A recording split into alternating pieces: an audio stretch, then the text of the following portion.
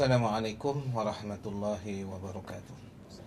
Alhamdulillah, alhamdulillahillazi hadana li hadza wa ma kunna linahtadiya laula an hadanallah. Asyhadu an la ilaha illallah wahdahu la syarikalah wa asyhadu anna Muhammadan abduhu wa rasuluh wassalatu wassalamu ala nabiyya ba'da. Amma ba'd. Alhamdulillah, dengan rahmat Allah jua majlis umpama ini dapat kita adakan. Dan marilah kita apabila berada dalam Raudatul Jannah ini memasangkan niat, mudah-mudahan nanti apa yang kita perolehi dapat kita jadikan sebagai bahan untuk kita memperelokkan perilaku kita pada Allah dan juga sesama manusia. Saya cuba nak buat dalam bentuk begini. Saya nak namakan dia satu kaedah pencerahan Ramadan. Bila kata pencerahan ni, retinya kita sebelum ni gelap ke? Mungkin. Kelabu mungkin, dan berbagailah. Kalau ikut kaedah Imam Syafi'i, dia sangat particular dengan setiap benda yang nak dibuat. Sebab tu kalau membahaskan bab wuduk pun dia menyebut tentang perkara-perkara yang mengesahkan wuduk supaya kita jangan langgar. Tapi Imam Abu Hanifah dia melebih-lebihkan. Walaupun membicarakan tentang asas, dia melebihkan. Sebab itu kita tengok yang melebihkan itu untuk apa? Baik Imam Syafi'i ataupun Imam Abu Hanifah tidak ada pelanggaran, tidak ada perbezaan. Cuma Imam Abu Hanifah dia mengambil kaedah pada hadis Nabi, setiap tempat yang lebih itu akan cerah di hari akhirat. Jadi Imam Syafi'i pun ada kaedah tu, tapi dia lebih penting pada kesah tu. Maksud saya di sini, Imam Ghazali datang kemudian dia ada fiqh tasawuf yang memperhaluskan macam Imam Abu Hanifah juga. So maksudnya ini kaedah-kaedah untuk mencerahkan amal.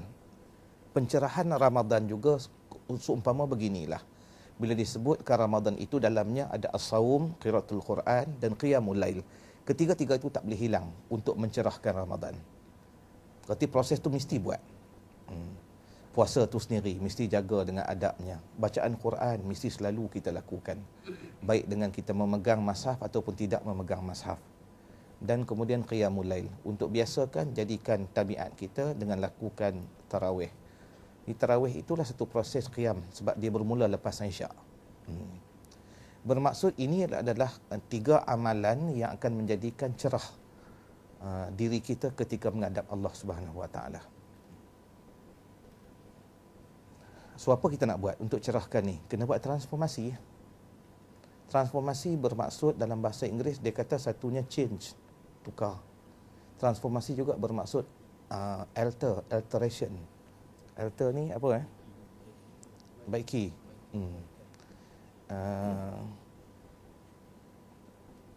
Yang dimaksudkan juga dalam transformasi ialah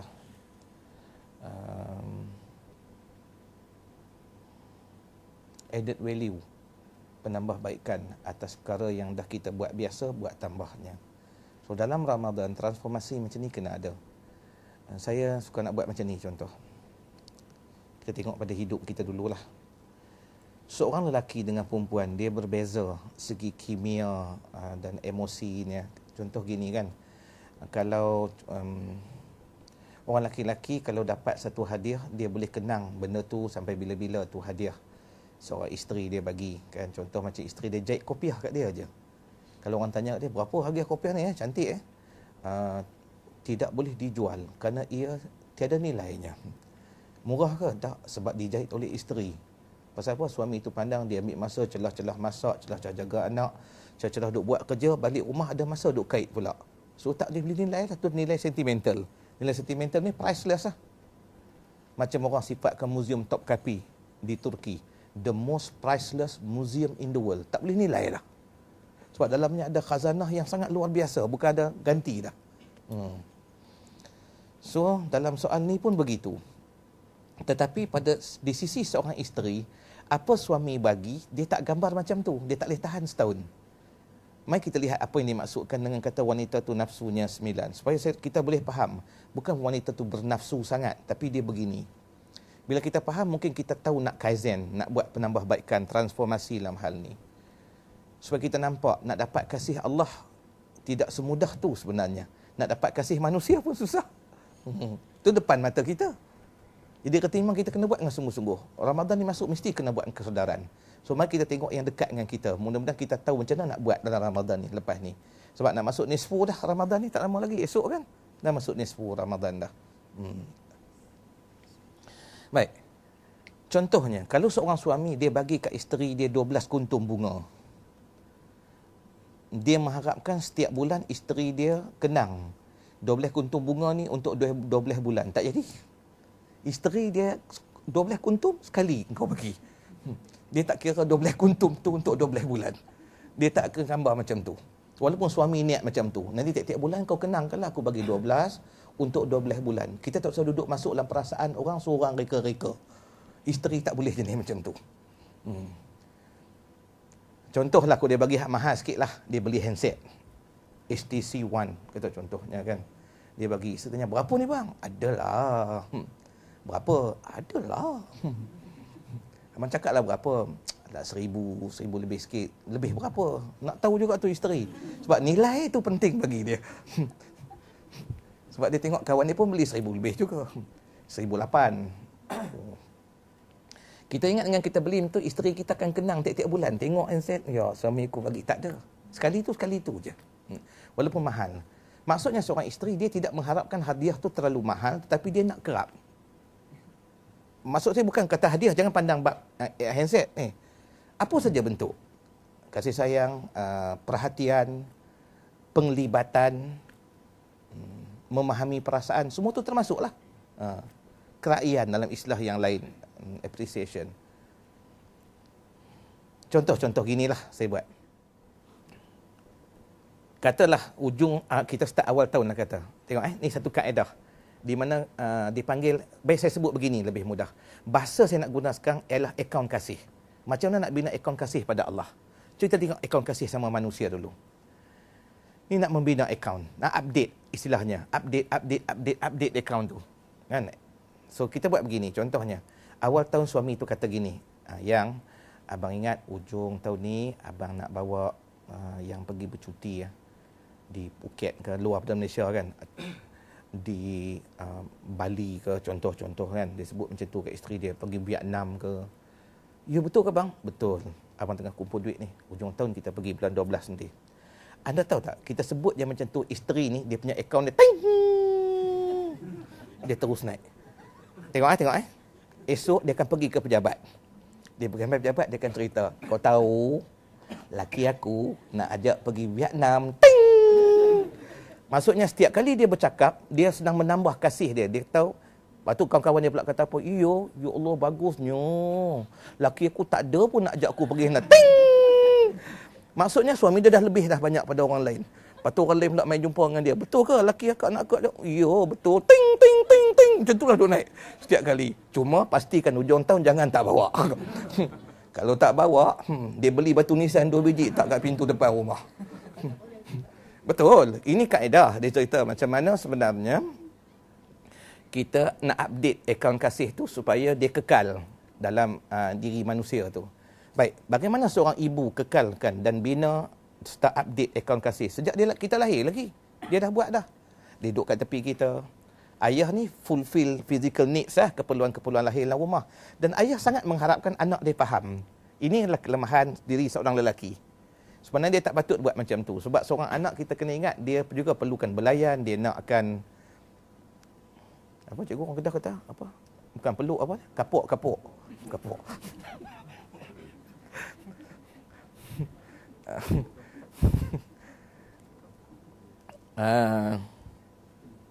Jadi bila ayah ni bagi yang lahir ni, dia tak bagi dalam bentuk yang berbentuk mendekatkan emosi anak tu.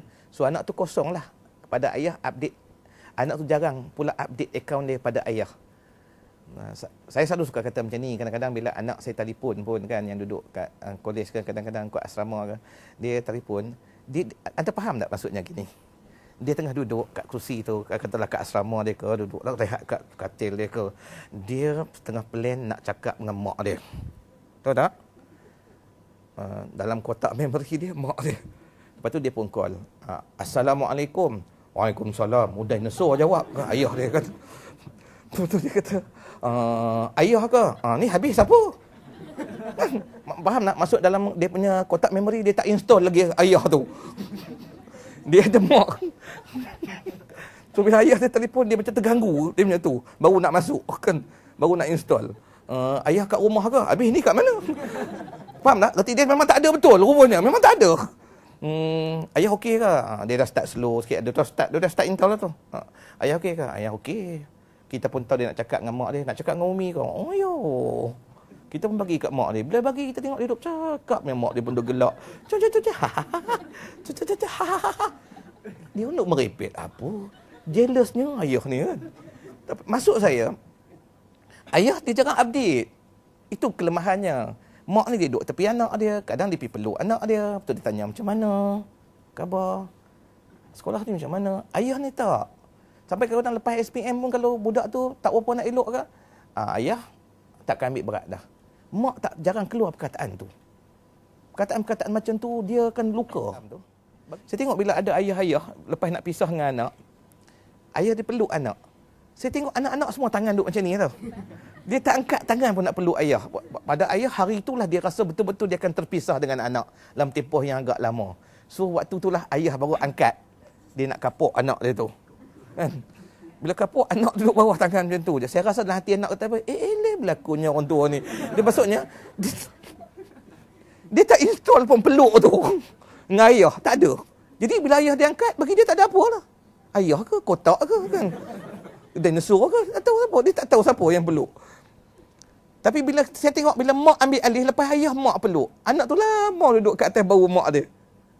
Indahnya. Update akaun ni rupanya sangat perlulah hidup ni. Sebab bila kita update akaun, artinya kita install dalam kotak memori dia, rupa kita. Berarti kalau dia nak buat satu yang tak elok, dia terbayangkan kita tu. Menunjukkan itulah halangan awal jika dia tidak soleh. Kalau dia soleh, Allah dah ambil tempat dah. Nak ini soleh ni susah. Dia kena ada kesedaran betul. Anak mengaji sekolah agama, balik belum tahu lagi kan bangun subuh awal. Mak bapak juga duduk kejut. Sebab mengaji sekolah agama tu tahu. Tu proses dia belajar. Tapi kesedaran ni dia mari sendiri. Sebab tu proses nak update akaun ni kena buat. Lalu datanglah Ramadan. Bulan transformasi diri untuk menambat kasih Allah. Saya suka bayangkan macam ni kan. Bila kita cerita nak dapat kasih Allah ni, kata lagi ni kan, raja ni dia ada satu masalah. Masalah lah dia takut kat bini dia. Takut sungguh dia kat bini dia. Lepas tu raja kata tak boleh jadi punya aku raja takut kat bini ni. Dia panggil Mandar Menteri dia. Dia kata, Mandar Menteri, nak cerita kat engkau, kau jangan cerita kat orang lain tau. Macam mana nak atasi masalah ni? Masalah apa tuanku? Better ni takut kat bini sebenarnya. Allah tuanku. Tuanku cerita kat saya 2 kali takut pada tuanku lagi. Allah tak jadi juga. Menteri aku ni kata, nak tanya teruk pada aku. Lepas tu dia kata, kita panggil lah Mandar Menteri kita, menteri kita semua, tanya macam mana nak atasi benda ni. Sebab berat kalau kita jadi macam ni. Nanti orang perempuan akan kuasai rosak ni. Kasih tak apa, takut ni. Lepas tu panggil Mandar Menteri, tanya, kata siapa di kalangan Mandar Menteri ni semua yang tak takut kat bini, seorang pun tak angkat. Raja kata sudah parah, satu negara dah hancur ni. Semua takut bini. Seorang pun tak jawab. Mandar Menteri show dia kata, tuanku kita panggil lah rakyat jelata yang laki-laki, kita tanya. Mungkin dia orang ni lebih dekat, dia orang tahu nak atasi. Panggil rakyat semua yang laki-laki kumpul. Lepas tu tanya. Seorang pun tak jawab. Siapa tak takut kat bini? Tuanku teruk nampak negeri kita ni. Bila tuanku sampai ke bawah dah. Nah, gini tuanku, biarlah saya tanya Mandar Menteri. Dia pergi depan, dia kata, siapa yang selalu kena marah dengan bini dan tak dapat nak jawab balik bila lepas bini marah tu? Tolong duduk kat sebelah. Separuh pergi duduk sebelah. Tinggal separuh lagi duduk kat tepi. Ni yang duduk kat sebelah sini ni, siapa yang boleh berbincang dengan isteri bila isteri keluarkan perkataan-perkataan yang tak menyenangkan hati. Tolong kekal kat sini. Yang boleh atasi isteri duduk kat tengah-tengah ni. Separuh lagi tu pergi ke tepi. Tinggal seorang-seorang yang duduk kat tengah. Seorang yang lelaki-lelaki. Oh, Raja kata Alhamdulillah akhirnya dapat jumpa satu orang yang memang tak takut isteri dan boleh berdepan dengan isteri. Raja kata, mai ke depan. Tak, saya tak akan pergi ke depan. Oh, raja tadi bagus. Dengan aku pun dia tak takut. Lepas Perdana Menteri pun turun pergi jumpa raja. Raja nak jumpa, tak, saya takkan pergi. Perdana Menteri balik, tuanku dia tak mau turun juga. Tuanku dia tak apa. Kalau nak belajar benda ni, ilmu nak takut kat, biar kita ni boleh kuasai rumah tangga isteri kita, biarlah kita turun ke bawah. Raja pun turun. Raja kata, macam mana? Apakah engkau memang tak takut kat isteri engkau? Kenapa engkau tak mau datang kat depan aku? Aku yang panggil, bukan isteri engkau. Dia kata, tuanku, sebenarnya isteri saya dihantar saya tadi kat sini. Dia kata, abang jangan bergerak seinci pun di tempat saya abang berdiri.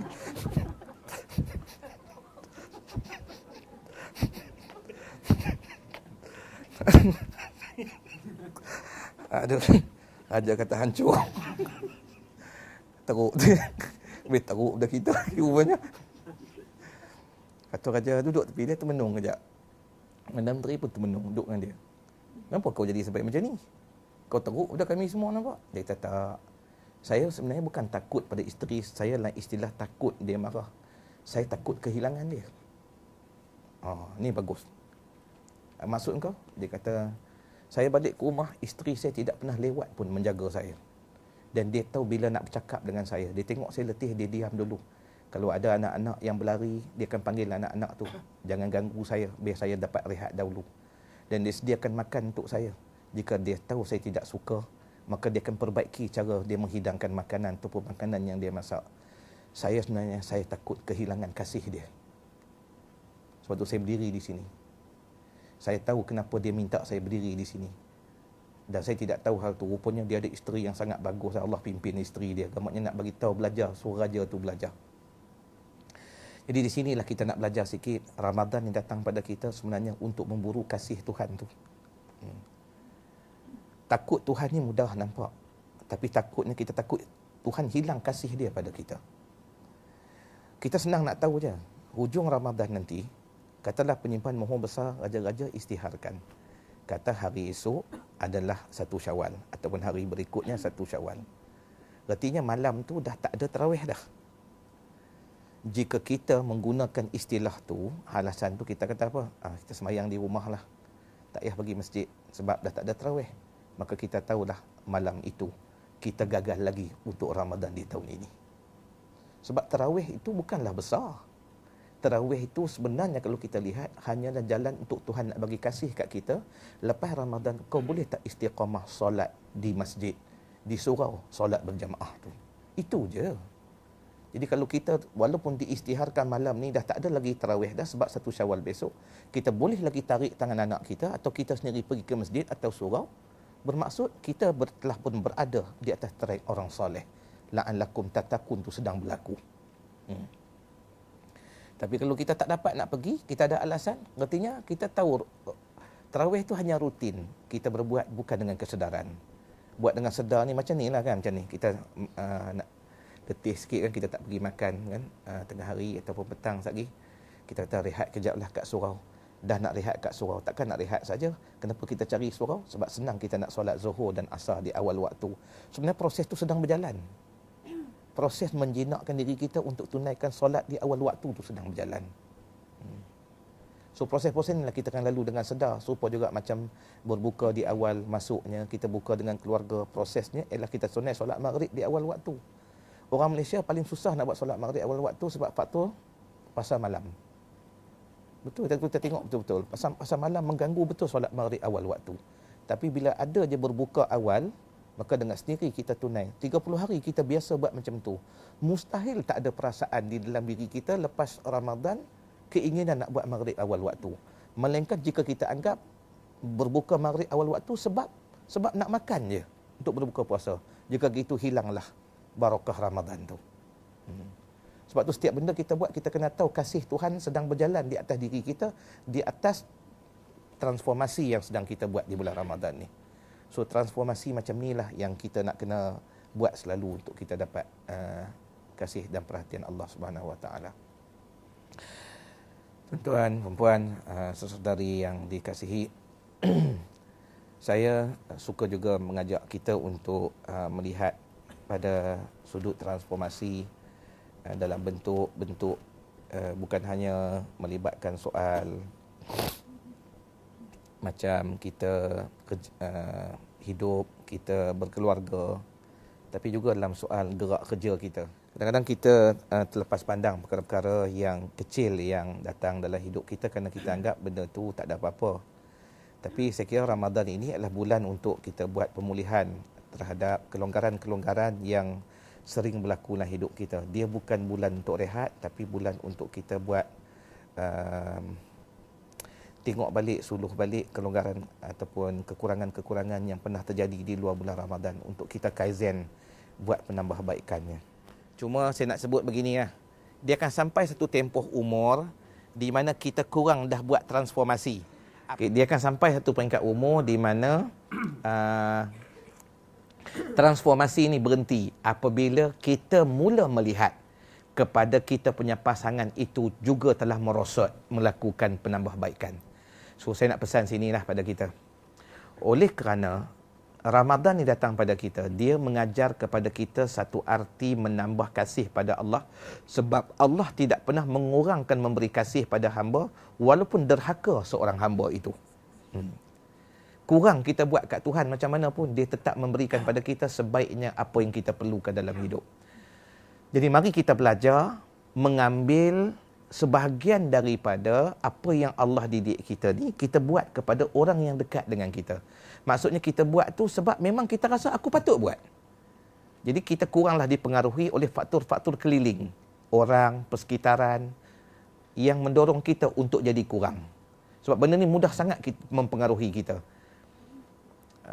Bila isteri ataupun suami kurang memberi perhatian pada kita, maka dendam tu mula dibina. Kalaupun kita tak balas dalam bentuk yang membuat kerosakan pada tubuh dia, tetapi mungkin kita kurang dalam memberikan khidmat. Hasilnya ialah kita akan lihat seorang isteri itu mula mencari jalan untuk bergaul dengan teman di luar lebih banyak. Atas nama-nama faktor belajar dan nama Islam juga akan berlaku. Sebab saya tengok dah kes-kes macam ni bila duk pergi mengajar, suami yang hantar isteri datang jumpa. Termasuk macam baru ni, seorang datuk sendiri datang jumpa, dia kata tolong tegur datin. Jadi saya lihat, rupanya benda ni sedang berlaku sebenarnya. Tuan-tuan lihat ni. Melayan suami adalah tanggungjawab wajib seorang isteri. Maksudnya jika di rumah tu ada maid sekalipun, maid pandai masak macam isteri, tiada masalah. Dia pandai betul, sebiji dia masak macam isteri tu masak. Ni datuk tu kata kat saya, maid masak sebiji macam datin. Saya pun syukur, tak kira dah, alhamdulillah dah, dia kata. Saya pun tak kisah sangat ustaz, dia kata, ustaz tolong tegur datin je pasal saya nak tegur, saya tak tahu perlukah saya tegur, betulkah saya tegur ni. Jadi dia kata kalau ustaz tegur mungkin okey sikit. Saya tegur takut Tuhan marah kat saya. Habis kalau saya tegur Tuhan tak marah kat saya, kata tu kan? Tak. Dia cerita kat saya. Bila dia cerita saya faham. Dia kata gini, datin keluar rumah pada pukul 8.30 pagi. Anak-anak semua dah tak ada, dah kahwin. Saya pun tak kisah. Saya balik pukul 6. Ni persoalan dia. 6 petang saya balik. 6 petang saya balik. Selama ni datin ada di rumah. Sekarang datin dah seronok mengaji. Saya kata tak apalah. Saya pun tak pandai nak mengajar. Datin pun balik rumah duk cerita kat saya. Saya pun dapat tumpang. Tapi lama-kelamaan, bila pemberian tu selalu diberi, kita pula ambil peluang. Ni tanpa sedar. Takut rosak amalan tau. Di celah tu syaitan mainkan kita. Nampak macam belajar. Nampak macam penambahbaikan. Tapi situ ada pengurangan tempat yang lain. Jangan jadi begitu je. So, kejar sesuatu yang tambah, jangan sampai kita hilang yang asas. Dia kata dia pergi mengaji tauhid pukul 8 pagi. Pukul 10 lebih dia kata dia pergi pula belajar tauhid, fiqh. Lepas zuhur belajar tajwid. Lepas asar pergi belajar taranum. Dia sebut taranum, dia trigger ke akal saya. Dia kata bila dia balik ke rumah, saya sampai di rumah, datin kerap tak ada. Dia balik sampai 6.30, kadang-kadang pukul 7. Dengan saya pergi pula semayang jemaah. Tak apalah benda tu.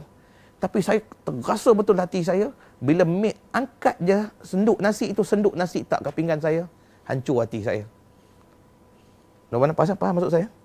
Bila masuk senduk nasi itu, dia termasuk layanan. Masak tak? Bila senduk nasi termasuk layanan.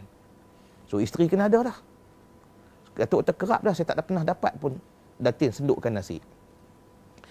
Saya pun masuk dalam kuliah tu, saya kata macam tu lah. Saya kata tuan-tuan puan belajar ni, kalau suami tak pandai ajar, kita kalau belajar fardu ain pun tak jadi nama derhaka. Tapi kalau saya buat contoh, saya buat contoh. Saya sebut kat dia orang. Tajwid adalah perkara asas. Tapi taranum memperelokkan bacaan. Dia jatuh sunat. Bila bertemu dengan sunat dan tanggungjawab kita layan suami, jadi wajib. Kalau suami kecewa sebab layanan tak dapat, kita belajar juga taranum, maka berdosalah kita.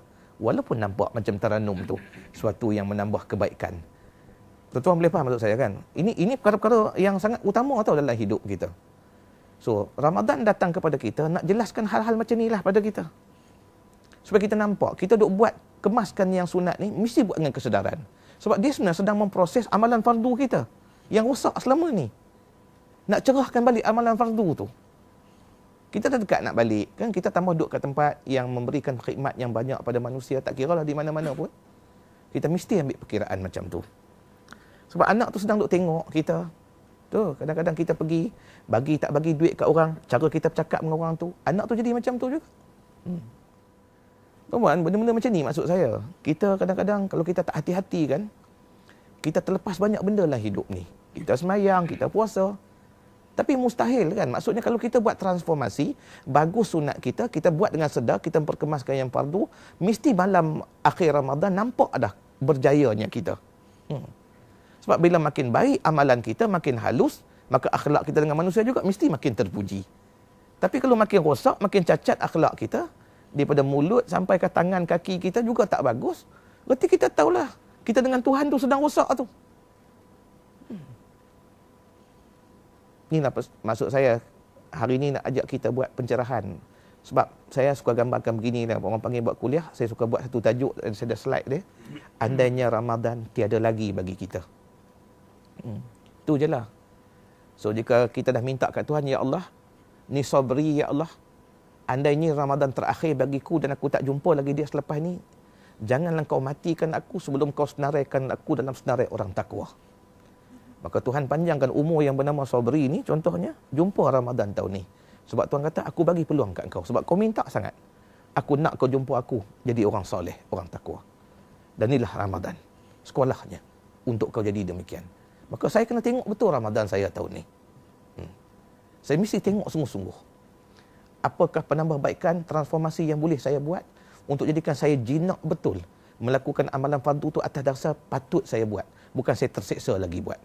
Dan apakah perkara yang Tuhan benci dengan saya, baik antara saya dengan Tuhan ataupun dengan manusia, yang boleh hilangkan kasih. Tuan-puan, saya minta maaf sungguh-sungguh kalau saya nak katakan contoh kan. Kita kadang seorang suami ni, kita balik, kita belasah aja. Isteri kita nak minta, kita minta aja. Kita pun penat tengok dia duduk kat rumah. Kita kadang-kadang, dia kerja ke, dia tak kerja ke, kita sampai di rumah, kita nak minta dia, terus dia buat. Tu pun dia bangkit, dia buat juga atas apa kita minta. Lepas tu, dia duduk balik rehat. Tu depan dia, pakaian duk ada sebeban. Pinggan mangkuk banyak tak basuh lagi. Tu anak-anak tu kejap lagi, dia juga nak kena tengoknya. Kemudian, contohnya kan, malam tu kita penatkan dia. Kita balik, masuk dalam bilik, kita bersama dengan dia. Tuan-tuan boleh bayang tak? Dia memberi pada kita dalam keadaan sebegitu rupa dan kita mempergunakan dia. Kerana kita rasa kita ada hak kat atas diri dia. Lalu kemudiannya sampai satu peringkat, bila umur dah sampai 50, 60 tahun, kita mula terasa. Terasa apa? Bila anak-anak start tak ada. So, isteri ni mula membalas dalam bentuk yang berbagai. Dia libatkan diri dalam bentuk aktiviti macam tadi. Saya pun nak jumpa Datuk, saya nak cerita macam tu balik kat dia. Jangan hanya saya nak tegur Datin je. So, Datuk kena tengok juga apa proses yang sebelum ni berlaku, yang isteri tu terasa kekurangan. Cuma dia buat jalan yang jujur, jalan baik dalam Islam, iaitu pergi belajar. Dia tak pergi dangdut, dia tak pergi tempat-tempat yang lain. Maksudnya kedua belah pihak mesti tengok diri, dalam diri dia. Lebih-lebih lagi dekat raya macam ni. Lebih kita bimbang ialah benda tu langsung berlaku kepada orang yang kita kasih sama ni, itu anak-anak. Takat duit tak ada, orang boleh lalu. Tapi bila kalau dah sampai ayah dah bakal lemang, mak masak rendang, tiba anak tak mau balik. Tuhan dah mula tunjuk dah. Engkau belum balik kat aku bagi tahu kat engkau sekarang. Macam mana engkau liar, engkau biadab dengan aku, sekarang anak-anak kau bertindak pada engkau. So kalau kita boleh faham, cepatlah kita bertindak. Takat mana kita boleh ubah, kena ubah. Kalau tidak sampai satu peringkat, kita dah langsung tak boleh nak buat apa dah. Malang lah.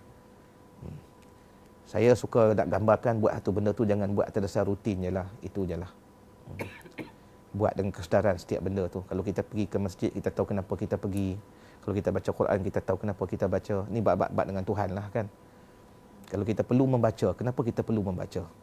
Kalau kita perlu hafal hadis, kenapa kita perlu hafal hadis? Benda macam tu. Bila melibatkan dengan manusia pun macam tu juga. Kenapa kita perlu kaizenkan setiap benda yang kita nak buat? Tuan-puan faham tak maksud saya bercakap ni? Sebab pencerahan yang nak kita buat ni, maksudnya nak bagi cerah amal ni, menambahkan elok amal kita ni bukanlah kepada benda-benda yang kecil juga, benda besar. Tak kira tuan-puan apa pun, jangan kita tengok macam benda tu kita dah buat, rasa macam dah elok dah.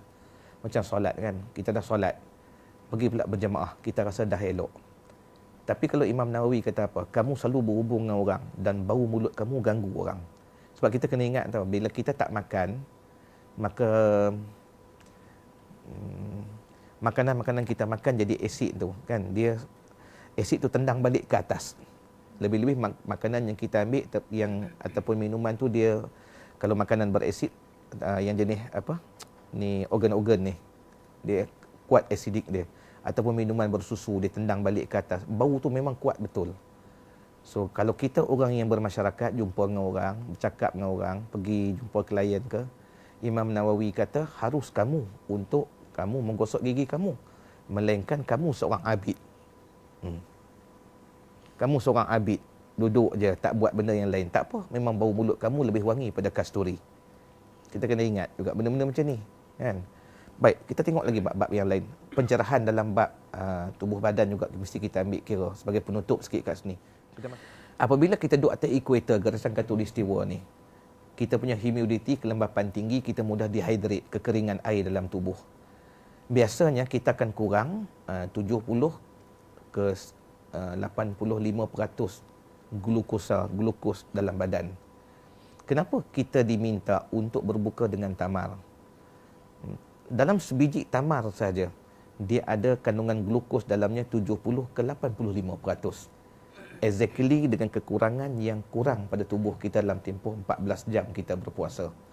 Jadi mengambil tamar itu sangat baik. Jangan kita kata, tak apa, tak ada tamar, anggur pun tak ada, temikai pun ada. Tuan-tuan, perempuan, ambillah kaedah yang Rasulullah bagi. Rasulullah tak sebut saja. Cuma zaman tu saintifiknya tak dibuat sebab sahabat bukan jenis macam kita yang suka persoal. Dia suka buat. Tapi orang macam kita yang suka persoal ni, kau nak persoal betul-betul. Dan dapatkan jawapan betul-betul. Supaya kita tahu kenapa Rasulullah buat. Kalau tidak nanti kita jadi biadab. Saya cukup takut hal ni jadi kat kita. Seperti seorang lelaki sampai dekat malam ni, dia tak nak bangun sahur sebab dia kata dia boleh bawa dah Ramadan. Kita jadi biadab dengan Nabi. Itu yang kita takut. Nak masuk Ramadan bukan takat nak puasa 14 jam. Ada orang India boleh puasa lebih teruk pada kita. Imam Ghazali selalu suka guna kalimah tu.